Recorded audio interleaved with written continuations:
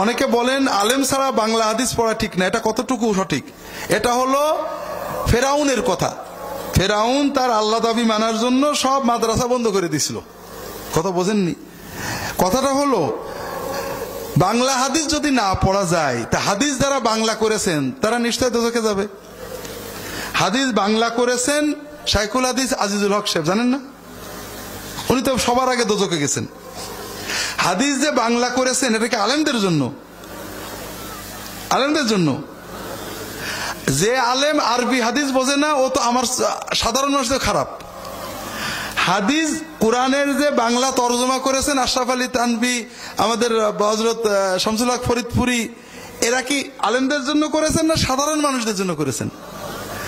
আলেমরা যারা বাংলা পড়ে ওরা তো আলেম নামের কলঙ্ক। আলেম তো আরবি পড়ে বসবে, তারা তো সাধারণ মানুষদের জন্য বাংলা করেছেন। আলেম ছাড়া তাহলে তো মসলার বই পড়া যাবে না, কারণ আলেম নাহলে ফতোয়া দেওয়া যায় না। ফতোয়া দেওয়া একটা জিনিস আর ফতোয়ার বই পড়ার একটা জিনিস। তফসির লেখা একটা জিনিস, তফসির পড়া আর একটা জিনিস। হাদিসের ব্যাখ্যা করা একটা জিনিস, হাদিস পড়া একটা জিনিস। আপনারা অবশ্যই অবশ্যই নবীর কথা পড়বেন, তবে মুফতি হবেন না। নবীর কথা পড়ে হাদিস পড়ে যে মনে যেটা আসবে আলেমদের কাছ থেকে বুঝে নেবেন। কথা কি বুঝতে পেরেছেন?